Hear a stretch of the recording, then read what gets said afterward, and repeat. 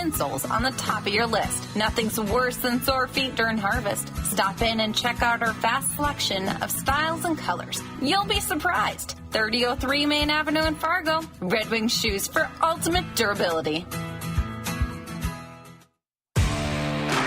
Tune into the area's only live weeknight sports show from 6:30 to 8. It's primetime sports on WDAY radio. How much of a bad A word is Joel Eriksson for going out there and he goes, I don't care. It's game 3. We're in the playoffs. I have a broken leg. I have to try. Mm-hmm. What screw is loose in that man's head? He's a hockey player. That man tried to play hockey on a broken leg 3 weeks after finding out it was broken. And he actually skated in a live game. You got to at least try, bro. We were just talking about how I bit my cheek a week ago and I almost took a week of leave. They're like, yeah, I once played an NHL game with a broken leg. And James like, you know what? I got a paper cut and I still worked. I once burned my tongue on some hot soup and I still did the talk show. It's about the same thing, bro. Dude, hockey players are different. It's primetime sports, weeknights from 6:30 to 8 on WDAY radio. This is Weather and Ag in Focus with Bridgette Readel, Justin Storm, and Dean Wysocki.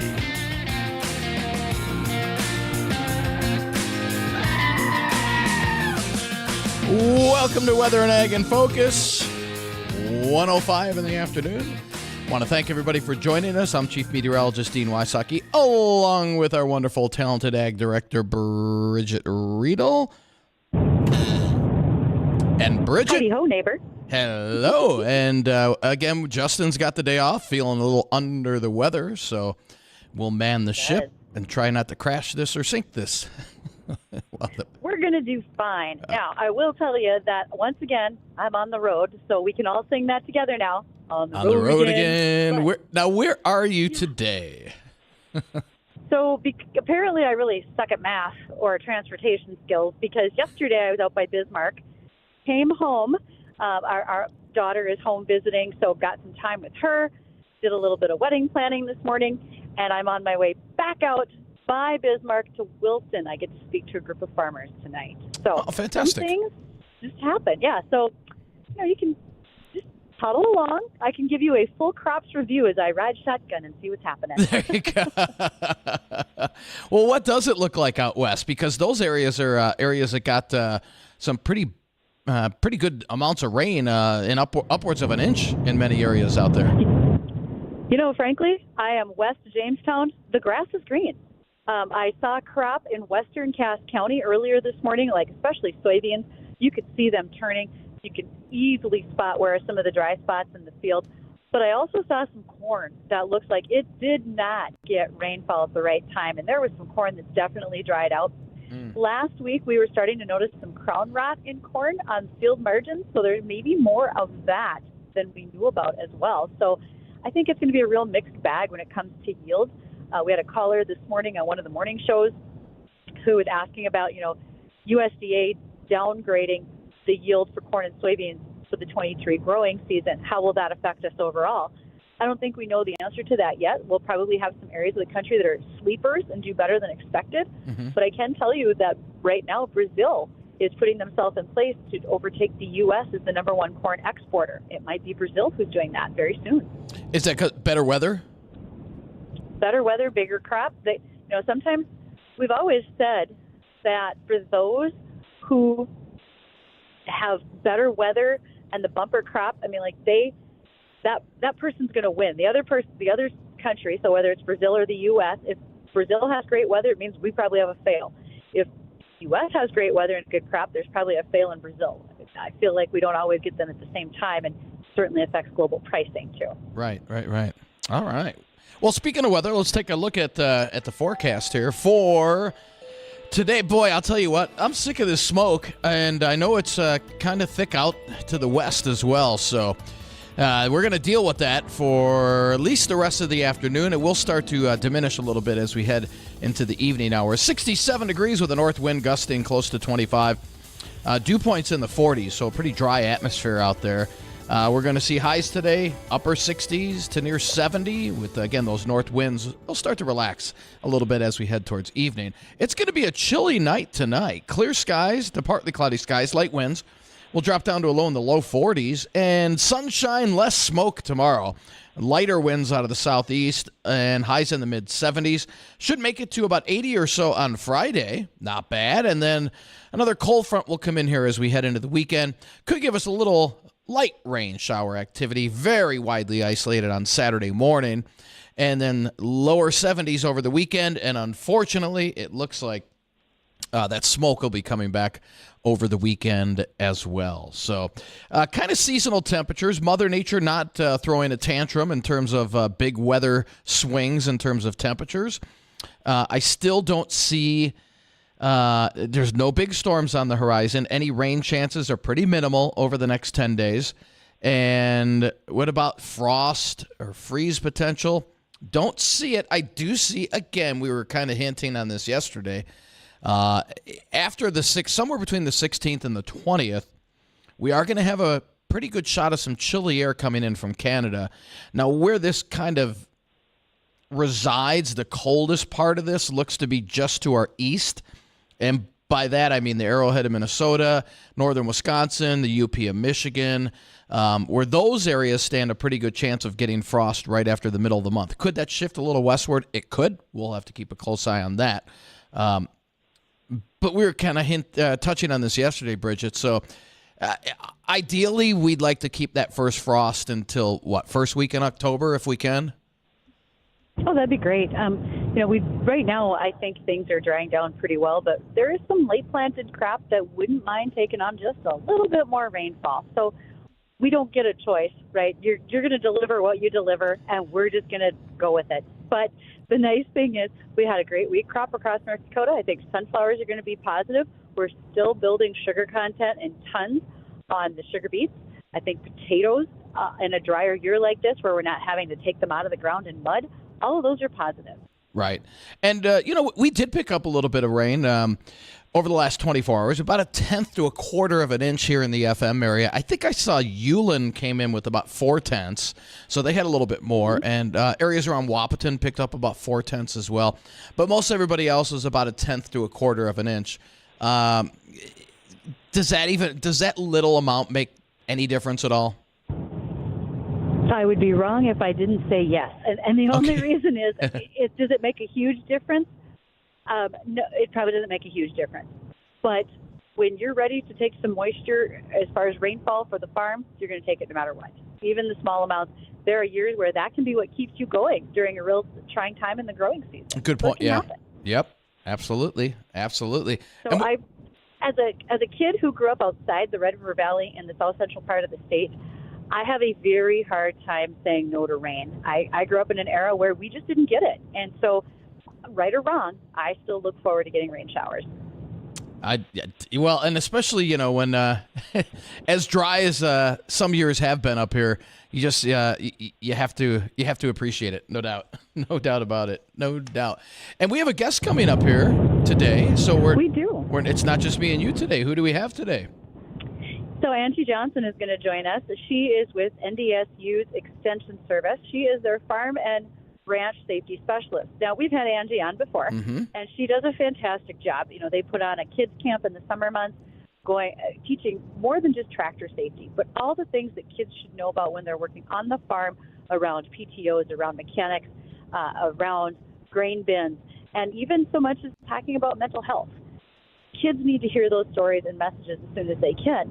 Additionally, one of the reasons I asked Angie to be a part of our discussion today is there's a lot going on when it comes to grain bins. We're at harvest, and we want to make sure that people are getting their safety reminders. Maybe you have some new people working on the farm. What are some safety tips that you want to give them? And we're fast approaching a time frame where we're going to take manure out of manure pits and we're going to start spreading that on fields.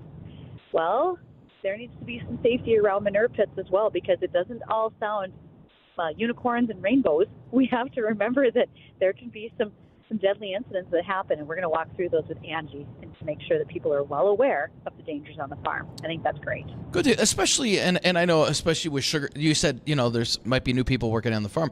What about the sugar beet drivers? Because, they hire out a lot of people that aren't used to, or that may not be working on the, used to working on the farm. That's so true. When you've got folks that are new to your operation, are you taking the time, instead of maybe like, my dad's training idea was get in this and drive it. How about you take the time and do some training with those folks and say, here's how this works. Remember how many tons are behind you when you're hauling. What's the distance that you need for a following distance? Being careful, because it's not just those of us in passenger vehicles who want to be careful. It's those who are in trucks. In fact, talking with a friend this morning, mentioned the fact that driving a loaded semi this morning, and out of nowhere, a car started to pass on a bright, clear day, flat stretch of highway, and didn't see another vehicle coming from the opposite direction. And they pretty much had to go 3 wide to be safe. Wow. Thankfully, there were wide shoulders. Let's avoid those situations, whether we're in the passenger cars or in the trucks and farm equipment.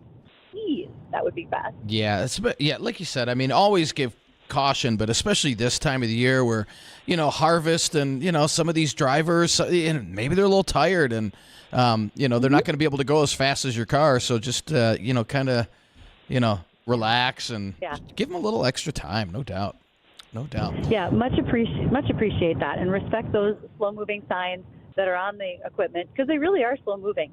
When you're doing 65 or 70 on a state highway and they're doing 35 and they're pulling over to the side to give you room, you be safe too. That'd be great. Right, exactly. Well, so we're going to take a little break here. When we come back again, we'll have Angie Johnson on with us. If you have any questions for Angie or for us, feel free to give us a call on our Red Wing Shoes hotline, 701-293-9000.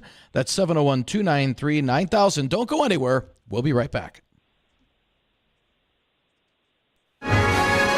Livestock is mixed with fats and feeders higher, hogs lower. For the American Ag Network, I'm Richard Risvet with this market update. The live cattle complex has caught the attention of traders as they're willingly advancing the nearby contracts by more than $2 and are continuing to support the deferred contracts modestly. So long as beef demand continues to show relatively strong support this week, there's a strong chance that traders continue to support the contracts ahead of seeing what this week's cash cattle trade pans out to be. No cash cattle trade has been reported at this point, and it's likely that trade is delayed for at least another day. Asking prices in the south are noted at 180 plus, but asking prices in the north remain elusive. Box beef prices are mixed. Choice up 14 and select down 16 with a movement of 72 loads. And as corn prices are trading mostly steady, the feeder cattle complex is rallying off the momentum of continued strong feeder cattle sales in the countryside and off the momentum of the live cattle complex higher trend. As long as we continue to see steady corn prices and higher prices across the live cattle contracts, the feeder cattle complex should not have any problem closing higher this afternoon. And while the cattle complex trades higher, the lean hog contracts are back to drifting lower as traders want to see more fundamental support before they advance the contracts anymore. Pork cutout values have been relatively supportive as of late, but the cash hog market continues to be a problem with little trade developing. We're going to look at the livestock numbers. This is the American Ag Network. The average American eats 250 eggs per year, which translates to a total annual consumption of 76.5 billion eggs in the U.S. About 60% of eggs produced here in the U.S. are used by consumers, and about 9% are used by the food service industry. A chef's hat is said to have a pleat for each of the many ways you can cook eggs. The color can range from white to deep brown. Hens with white feathers and earlobes lay white-shelled eggs, while hens with red feathers and earlobes lay brown-shelled eggs. Because breeds that lay brown eggs are typically slightly larger birds, they require more food, making brown eggs usually more expensive than white. You can tell whether an egg is fresh or stale by dropping it in water. A fresh egg will sink, but a stale one will float. Eggs also contain all the essential protein, minerals, and vitamins, and egg yolks are one of the few foods that naturally contain vitamin D. And eggs are also good for your eyes because they contain lutein, which helps prevent age-related cataracts and muscle degeneration. These farm facts brought to you by the American Ag Network. Let's get a look at the livestock numbers. Live cattle October up 282 at 182.77. December up 230 at 186.45. February up 180 at 190.27. And the April live cattle, they're up 137 at 193.85. Feeders September up 132 at 252.70. October up 177 at 256.07. Lean hogs October down 142 at 81.75. December down 70 at 74.37. And the February lean hogs, they're down 40 at 78.45. With crude oil trading up a bit over $1 at just under $88 a barrel. For the American Ag Network, I'm Richard Risvet. This is Weather and Ag in Focus with Bridgette Readel, Justin Storm, and Dean Wysocki.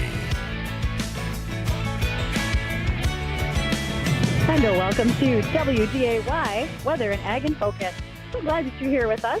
I feel like I have to greet everybody every day because I'm just darn happy you're here. And that allows me the chance to also greet our guest today, and that would be Angie Johnson. Angie is with NDSU's Extension Service.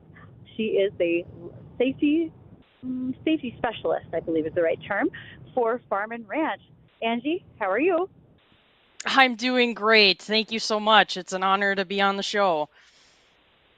We kind of love having you because there's always something new and different going on the farm, and we're approaching harvest, so we know we want to talk about grain bins and manure pits. What would you like to talk about today? Yeah, those sound like great topics. I mean, tuning in, you were talking about roadway safety, so you had my heart from the beginning. So I'm good with whatever you throw my way. Well, Angie, let me start out because and like you said, you caught that kind of before we brought you in during last break. Was that, for sugar beet farmers, and they're hiring people that probably haven't worked on the farm to haul the beets and everything. And is that a problem usually this time of the year with safety with the newer drivers, or maybe they're returning drivers, but people that aren't used to working on the farm all the time? Yeah, I can't emphasize training enough. Bridgette talked a little bit earlier about, some of the common ways we train people is that dad throws you in the tractor or the semi and says, "Here we go," and good luck. And that's not always the best fit for everybody. So if we want to set up our employees for success, it really starts with quality time together, right? Taking time together to go through equipment operation, preventative maintenance and upkeep, making sure that equipment is ready to go to begin with instead of, and I realize things break. That's just a part of agriculture where we're constantly making repairs, but more preventative maintenance that we can work with ourselves and our employers, the better opportunities we have to prevent incidences from taking place. Okay. So there's a... Oh, go ahead, Dean. I was going to say, I have a pile of questions too, but you keep going. No, that's okay. So Big Iron is next week, and Angie, a little birdie told me you're sharing something at Big Iron. Is that true? And I love Big Iron. I can't wait. It's one of my favorite times of the year just because it's an opportunity to get to visit with growers from all over. I mean, it's not just North Dakota. A lot of our Canadian friends come down and South Dakota, Minnesota, Montana even. So it's really a great opportunity to make new friends, but also see old friends at the same time. And you are right. I will be featuring our tug of war machine, and I'm pretty excited to showcase that, really focusing on some grain bin safety education. Okay, speaking of those grain bins, all right, a few things to keep in mind. First of all, one of the things that Dean and I got to talk about last week was the folks from Grain Weevil and that little unit that can spin around inside your grain bin and make sure that it doesn't allow any bridging and it takes out those air gaps and so forth. Do you feel like that's becoming more common, or are people changing some of the ways that they fill their bins so they have more safety in mind? Any opinion there, Angie? Sure. When it comes to the grain weevil, we've reached out directly. I think it's a pair of brothers out of Nebraska that have really spearheaded this robotic device. And so as far as I know, and I could be wrong, you guys might know before I do, I don't think it's out on the market yet. And the reason I say that is because I would love to beta test that. I would love Extension and our experiment stations to get involved and really learn more about it, because I think it's going to be a tremendous tool, but I also do have some concerns. For example, if it does, what happens if the grain weevil does break up a chunk or a crust to go to that sump, that place inside the bin where the auger is augering out corn? What if that grain weevil gets stuck now in the sump? So now we've got a separate problem, right? And so I definitely, when they are ready to release, or if there's one out there, I definitely want to do some testing with it. What works, what doesn't work, so that way we can really make sure we're getting the safest product we can in the hands of our farmers. But kind of to address some of the other topics you brought up, it really boils down to what is the crop moisture, what does that crop condition going into the bin look like? What is the percent moisture? Are we storing it at safe moisture levels to then prevent this bridging, this crusting, this chunking from taking place in our grain bin to begin with? So again, you're going to hear me say the word preventative, right? So how can we make sure our grain is ready and in good condition to prevent scenarios like bridging and crusting from taking place? Okay, that's going to be huge, right? I think a lot of our grain probably is going to be in good condition, and that's the best news right there.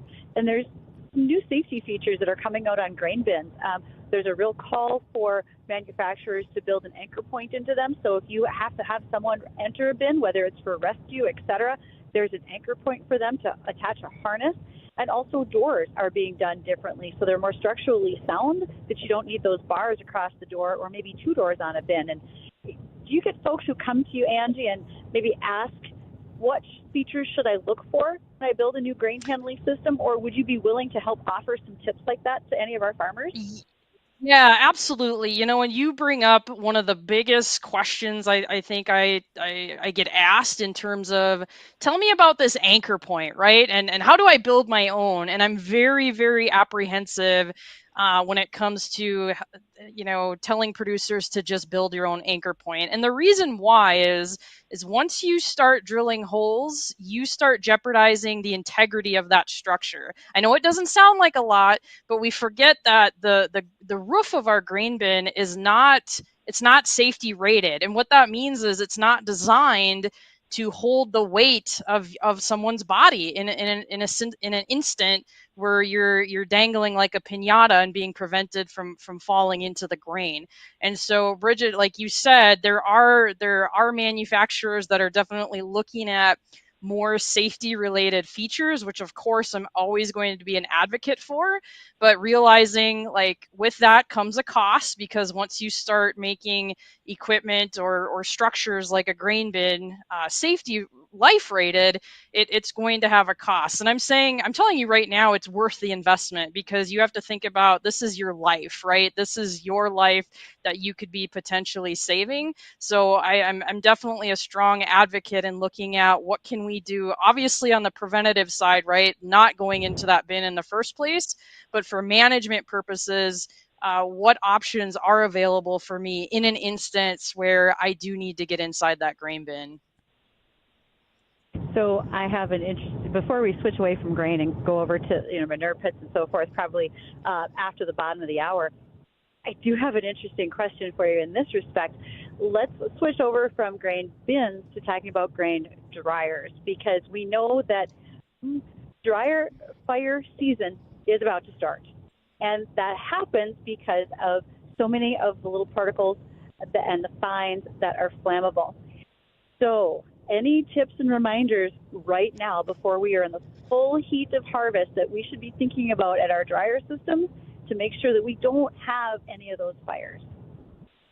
Yeah, no, that's a great topic. And again, I'm going to use the same word, preventative maintenance, right? So going through now is a great time if you've wrapped up with small grain harvest or getting prepared for your row crop harvest. Now is a really good time in that transition period to really go through your equipment, and that does include your grain dryer system. And Bridgette, like you had mentioned, what really happens is it's a problem with all those external fines, right? It's leaf tissue, it's stem tissue, it's the dust buildup, and we always can't control the dust piece, but what we can do, and I know this adds an extra step, I completely understand, but if you are set up to be able to screen your grain to get out that excess, for corn, to get out the cob pieces, husk pieces, stalk pieces. I mean, it happens. I don't care what color combine you operate. You're going to have that foreign material in your end product. So when you have the opportunity to kind of screen out some of those pieces before entering the drying system, especially with soybeans, because soybeans, you're dealing with an oil seed crop. So it does not take much to light that baby on fire if you're handling an oil seed crop like soybeans. And so really doing a good job keeping that system clean and also monitoring it big time when you're using it. And I'm not just saying, look at your cell phone app, because a lot of these dryers are run on great technology, but I think it also really requires that human element too, not just relying on sensors. We got to do it together. We got to do the people power along with the technology to make sure things are running okay and we're not running into any issues with our dryer system. Oh, I like the fact that you brought up technology, because we're up against it, and that's called our clock. So it is the bottom of the hour. It's 1:29 in the afternoon.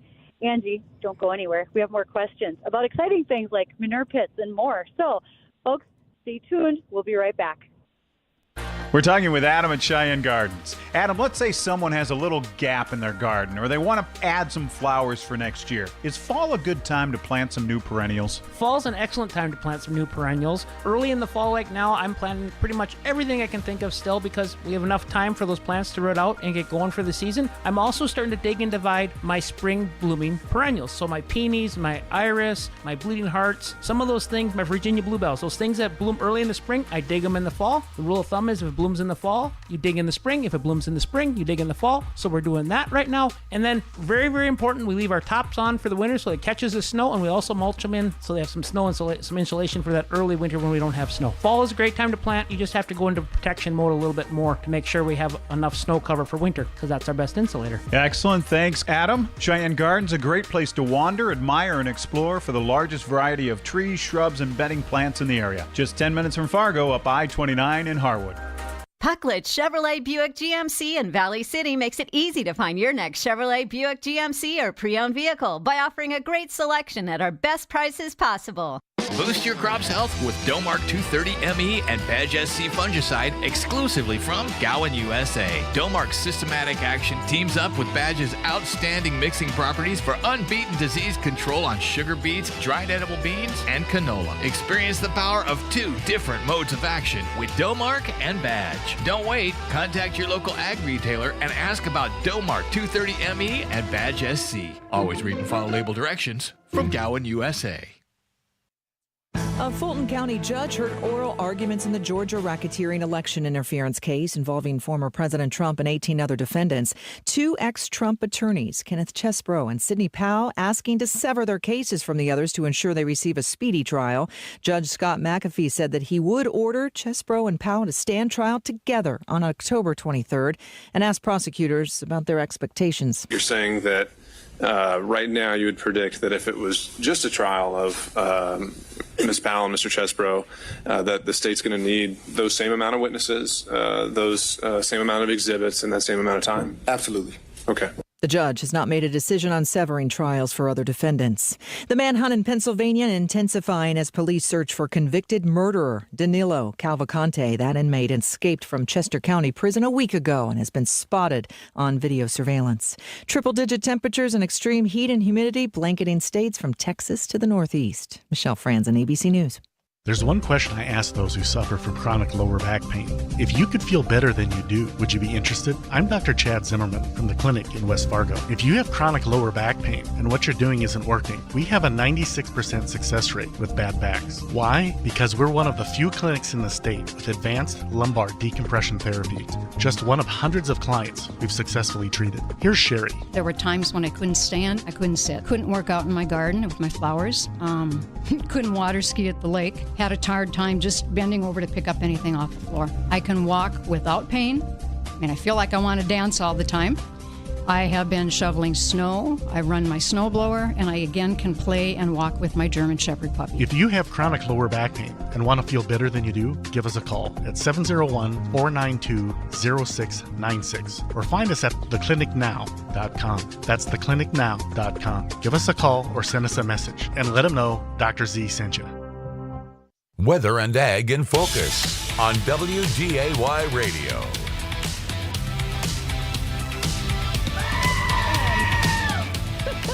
There's that goat.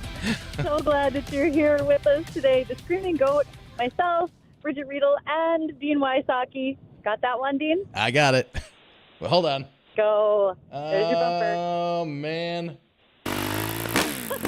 There you go. the next time I'm in studio all alone, I'm deleting the goat. Yeah. Oh, you're not deleting the screaming goat. No way. That's our mascot now. Oh, man. I can't wait till he shows up in the logo. Yeah. So,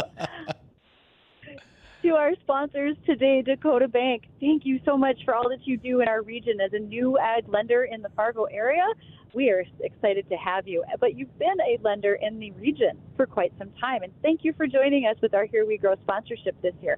And also to North Dakota Estate Services. We thank you for all of the work that you do for helping to transition plan for our farms, our ranches, and everyone in between to make sure that they are on track with all of their wealth and planning for their next generation. Now, our guest today is Angie Johnson. And so, Angie, I know Dean's got a question for you, but I've got one as well. This one came into us as a text message. And there was a Twitter post one day where there was a dad teaching his kids how to use a fire extinguisher by taking one and letting them actually spray it out. Great idea. Any thoughts?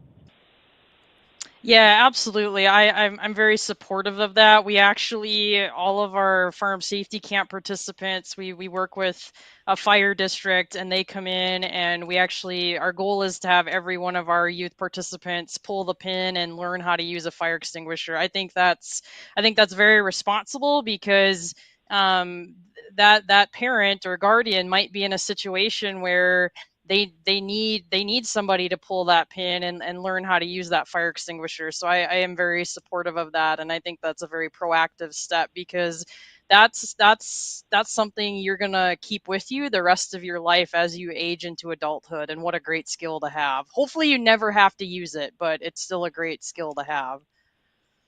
And Angie, I don't know if a lot of people know, but obviously the ag community, farming, it's in the top 10 for probably one of the most stressful jobs. And unfortunately, sometimes that could lead to suicide. Now, I understand are you hosting or tell us more about what's called the QPR suicide prevention training, because that's coming up this fall. Yeah, absolutely. There actually was an online training yesterday, and so what you're referencing is it's QPR, question, persuade, refer, and really what it does is it helps individuals be more confident in their ability to ask the big question, right? Ask that question of are you having feelings of suicide? Are you having feelings of self-harm? And there's a lot of stigma around even just saying the word suicide. And so it's really important that we help empower all of our community members, but especially within agriculture where we're very stoic, right? We take care of ourselves and we don't ask for help. And we really need to change and shift that mentality that it's okay to ask for help.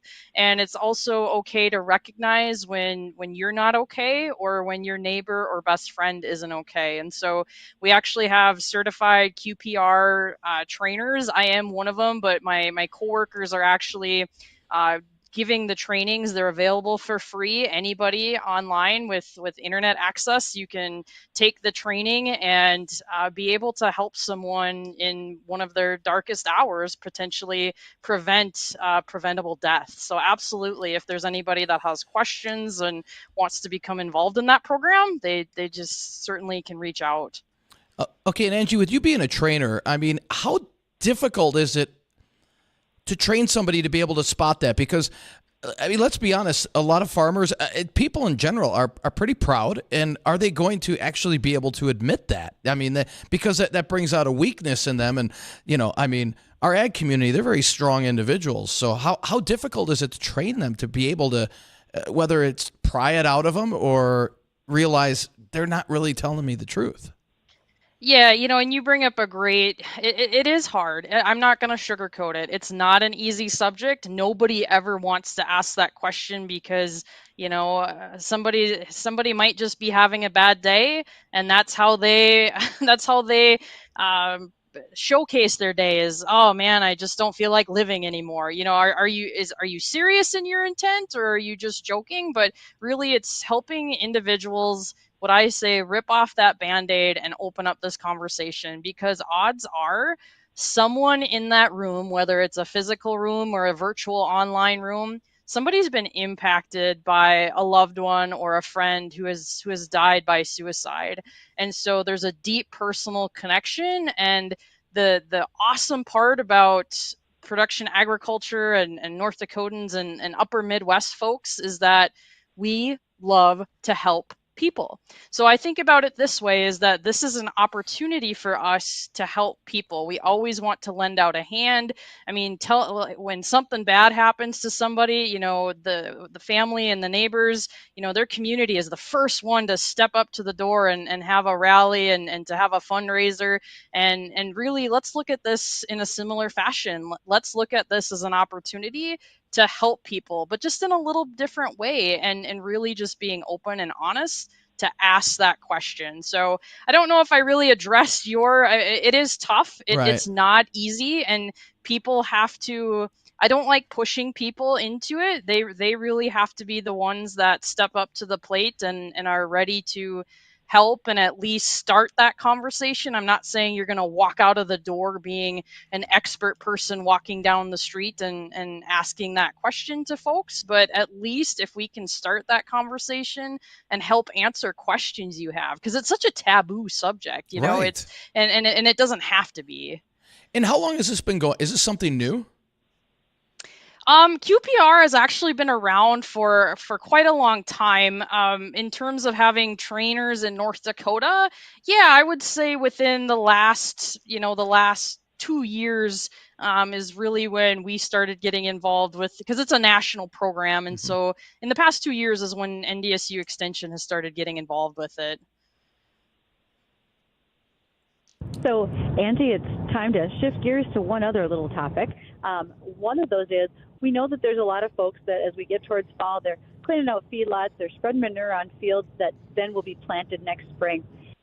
So as a dairy farmer's daughter growing up, we were always very much cautioned about some of the gases that were present in manure pits, the sulfides and so forth, that could overcome a person. So this happens every year. Someone goes in and is overcome, and then it becomes a domino effect. What are some steps people might be able to take to avoid that first problem of someone being overcome by those noxious gases, knocking them out where it displaces the oxygen in their body?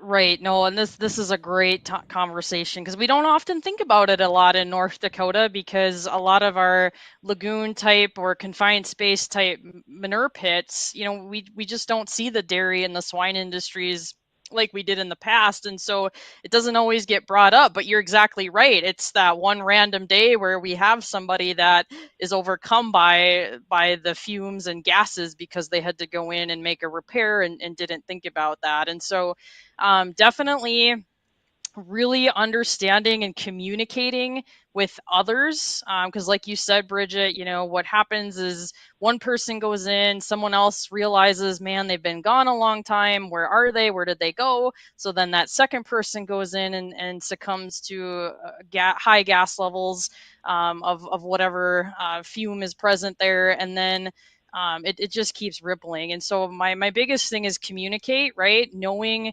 where you're at, where you're going, and then hopefully on those types of operations, you've got some gas monitors, you've got some readers, so that way you can see what the levels are. And if you don't be afraid to work with your local fire department. I'm not saying every department is going to have those types of tools, but it's definitely something to keep them abreast of in terms of, this is what we have in our county, and this is something I need to make a repair to time to time. And so how do we deal with that together? And that's not easy, again, because you're asking for help.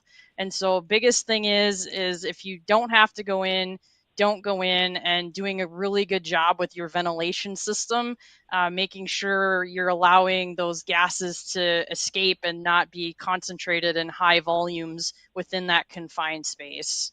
So a lot of management techniques that have to be considered. Angie, when we're talking, it's kind of like a softball game. I just keep teeing them up, and you keep throwing them back. So keep knocking them out of the park. This is awesome. All right, another email question for you, Angie. Doctors and nurses in the area are commenting that they see farmers every day that have been seriously injured by falling off farm equipment, young or old. They are slipping, falling, tripping, and breaking bones.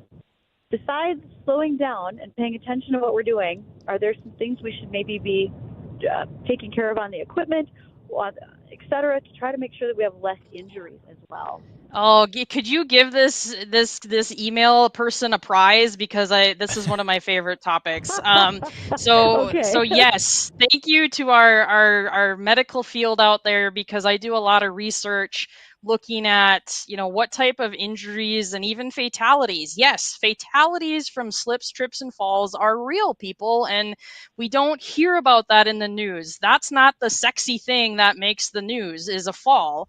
And honestly, within North Dakota and the upper Midwest, our data right now is really showcasing that slips, trips, and falls, especially with our producers ages 65 and older, it's our number one type of injury. And so this is going to sound silly, but how you climb into the cab of that tractor or combine and how you exit the cab of that tractor or combine makes a huge difference. You always need to maintain 3 points of contact climbing up and down that ladder, or however, some combines are a lot better than what they used to be in terms of steps, but it is a long ladder step to get up and down. And then the other thing that I notice a lot of farmers do, and it's a bad habit that starts at a young age, is that when they're climbing down or exiting that machine, they're climbing down face forward. And what we should be doing is climbing down back forward. And what I mean by that is, the way you climb up should be the exact way you climb down, is with your back, with your face facing the ladder, with your back. So if you were to fall, I'm not saying you're not going to have a back injury or a head injury, but you're going to have the possibility of it being as severe goes down because of falling that direction versus falling flat on your face and using your hands to try and catch your body. That's where a lot of wrist injuries, hand injuries come in place, because you're trying to catch yourself as you fall. So utilizing fall protection, now I'm talking about when you're climbing a bin, there's some really great safety rated fall protection for bin safety, which I'll feature at Big Iron. So stop by our NDSU extension booth to see it.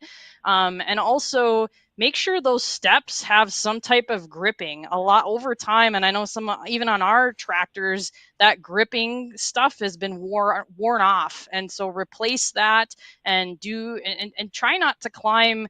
If it's a frosty morning and it's frost covered, make sure you're wearing the right type of boot. Some of those boots farmers have worn are years and years old, so there's no tread left on the sole of that shoe, which causes a really slippery environment as well. Red Wing Shoes has some awesome work boots, and we can gonna say that we can testify to that.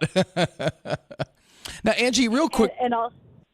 Go ahead, Bridgette. Go ahead, Dean. All right, I was going to say, so you're talking about going in and out of the combine, in and out of the tractor.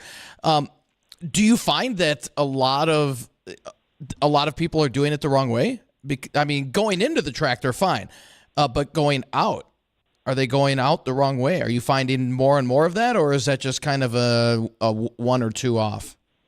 Right. So I can't, to be honest, I can't see that in our data, right? We don't get notes like that in terms of they were climbing out the wrong way. I wish we did. That would help a lot. But if you watch, I do a lot of, if I do farm visits, I just make observations, even my own family, like my dad still to this day, even though I tell him every time that is the wrong way to exit, he's like, I know, but this is what I know. This is what I'm comfortable with. This is what makes sense to me. Because it's natural. We want to see when we're climbing down. So I get it. But that one time where your foot catches awkwardly in the rung, you're going to regret that that's the way you climb down. So yeah, I would say just in some observations, a lot of our producers exit the cab, what I would say, incorrectly. No, I don't disagree with you there. That we could all be doing a bit better job in that safety realm. And honestly, one of the things that I think we forget about the most is just the fact that if we slowed down a bit, that would make all the difference for us as well. So, absolutely, Angie, thank you for taking the time to cover so many topics with us today. Really appreciate it. And so, thank you again. We'll see you at Big Iron next week, and we hope we see everybody else out there too. Sounds great. Thank you. Stay safe this harvest season. Thanks, Angie. All right, folks, we will be right back, and we want to wrap up with another check of the weather. West Fargo Cruise Night is downtown again this year. Join 970 WDAY 93.1 FM, the City of West Fargo, and Topper's Car Club for Cruise Night, Thursday, September 14th from 4:30 to 8. Same great cruise night with great food, good friends, cool beverages, and of course, the star of the show, all the great classic cars. Brought to you by Choice Bank, Bear, Gateway Chevrolet, and your Heartland Chevy dealers. Find more information in the events section on the City of West Fargo website. West Fargo Cruise Night, Thursday, September 14th, 4:30 to 8 p.m. downtown on Cheyenne. Headed to Big Iron? Stop by and visit General Equipment and Supplies September 12th through the 14th, located in booths 201 to 204. Check out their agricultural equipment on display from Komatsu, JCB, and Hitachi. And be sure to ask the folks from General Equipment and Supplies about their wheel loader egg lease programs and financing options too. You can thank them later. Contact your local General Equipment and Supplies for more information. We'll see you at Big Iron September 12th through the 14th. The team at North Star Ag invites you to see them at Big Iron September 12th through the 14th. North Star Ag is North Dakota's largest and most trusted shortline machinery dealer with parts, service, and a huge inventory. Stop by booths 416 through 419 to visit with their team of experts and see the latest equipment from Meridian, Salford Valmar, Thunder Creek, and many more. If you can't make it to the show, visit them in Tower City or online at northstar-ag.com. North Star Ag. They'll see you at Big Iron. Mark your calendars and join the Coffee Club live on location at Shea West Garden Center September 15th for day 2 of the 3rd annual Apple Smash. This includes discounts on garden decor and planters, crafts for the littles, a family photo op, fresh cider, and apple donuts. That's the 3rd annual Apple Smash. September 14th through 17th at Shea West Garden Center on the corner of Cheyenne and 40th West Fargo. Again, Cheyenne and 40th West Fargo. I'm Bill Bradford, the proud new owner of Wheels Power Sports in Fargo. I'm a husband, father, entrepreneur, philanthropist, and outdoor enthusiast. At Wheels Power Sports, we pour our focus into our team and our customers. We know that if our team is happy and delivering a great experience to you, our customer, there's no way we can fail. We are here to get to know you and build a lasting relationship with you as soon as you walk in. It's our goal to earn your trust, respect your time, and treat you fairly. As you gear up for harvest season, we hope to see you for all your Polaris UTV needs and to take advantage of the exclusive egg offers only at Wheels Power Sports Fargo. Are you tired of woke investment firms trying to push their political agenda onto your money? This is Brian Kronk, financial advisor at Collins & Kronk here in Fargo. If you are through with big East Coast companies and their ESG agenda, call Collins & Kronk for a consultation. See how we build a plan based on what matters to you. Call Collins & Kronk today, 701-235-0119. That's 701-235-0119. At Collins & Kronk, you matter. Raymond James Financial Services, Inc., member, FINRA, SIPC. Collins & Kronk is not a broker-dealer and is independent of Raymond James Financial Services.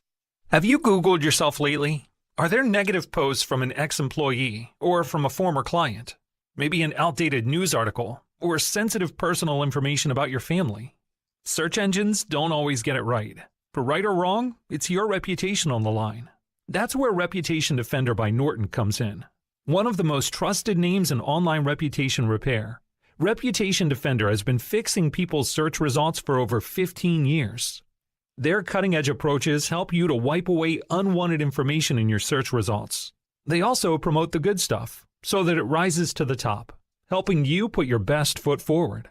Your good name is too valuable to leave to the whims of a Google algorithm. Take control with Reputation Defender. You can start by getting your free reputation report card at reputationdefender.com. Or call 800-401-6681 to speak to an expert. That's 800-401-6681. This is Weather and Ag in Focus with Bridgette Readel, Justin Storm, and Dean Wysocki.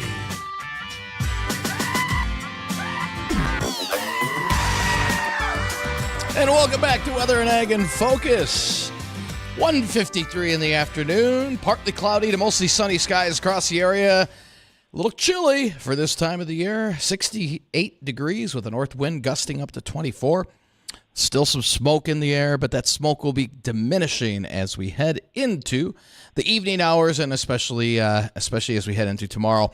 We'll top out around 70, 72, right around there today.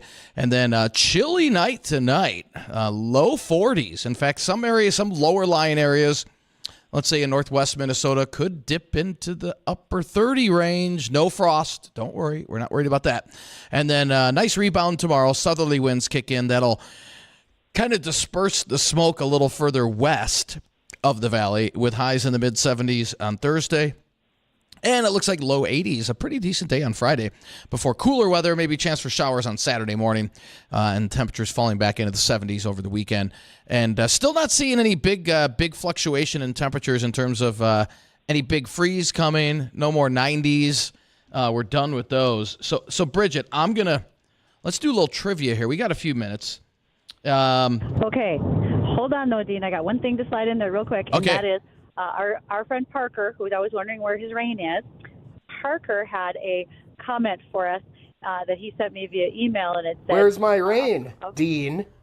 That guy.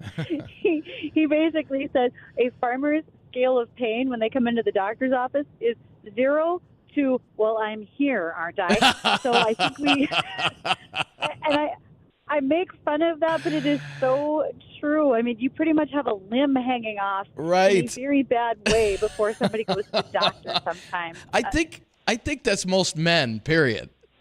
But farmers in particular, no doubt about it. Oh, that's so true. Yes. Okay, so more than likely, we are done with 90-degree weather for the season here. So how many 90-degree days or higher did we receive this summer? And that goes from May through September. How many 90 or warmer degree days did we see this summer? Okay, so this is going to be I felt like it was all of them, but I'm going to narrow it down to like 45. It was a lot. Oh, no, it wasn't that many. Well, the record, I should have said the record was 39. We hit 27. 27. Ooh, still a fair amount. I know. With that 27, which month did we have the most 90-degree days in? I kind of think it was June. You're right. It was June. 8 days, 7 days in May, 8 days in June. So May and June, before summer really even started to get going, we had more 90-degree days in May and June than we did July, August, and September combined. That's kind of an interesting little tidbit there. Use that at the water cooler. It is. Well, but use it at the water cooler and use it for some of your planning, right? Because if we're going to see those drier conditions, that may make some difference for farmers who are thinking about seed drought tolerance and some of their seed choices, too. So those could be things that people are thinking about as well as they start planning into 24, if that's a consistent pattern we're going to see. Exactly. So, well, let's run down the quick look at what we're looking at for the next few days. Again, we're looking at temperatures right now in the upper 60s, a north wind still on the breezy side with some smoke still left over. We'll top out again around the lower 70s today, lower 40s tonight, mid 70s tomorrow. And then as we head into Friday, low 80s, and then back into the low 70s for the weekend. Weekend a little cool, and an isolated shower can't be ruled out on Saturday. And then as we head into next week, it looks like we stay in the 70s with pretty dry conditions. So I'd say it's a pretty decent forecast for harvest, that's for sure. Not a lot of rain in the forecast, and still do not see any chance of frost until we get to about, if you didn't catch it earlier, we were talking about it, sometime between about the 16th and the 20th, somewhere in that time frame, which is pretty close to average for this time of the year. And again, that's not a guarantee this is going to be a widespread frost, but it does look like some pretty chilly weather coming in from Canada after the middle of the month. And it very well may anchor itself to our east instead of kind of over our area. So it's gonna be a pretty close call, but hopefully that anchors itself to our east into the Great Lakes. We extend, the non-frost date until sometime towards the end of the month. So we'll kind of see how that plays out. But we want to thank everybody for joining us this afternoon, and want to thank Angie Johnson for joining us, too. She's always just a wealth of information. She's so much fun to have on. So for Bridgette and myself, and for absentee Justin Storm, thanks for listening to Weather and Ag in Focus. Have yourself a great afternoon. We'll see you tomorrow at 1 o'clock. The Jay Thomas Show, that's coming up next. Big Iron, the Midwest's largest ag show, is at the Red River Valley Fairgrounds in West Fargo, September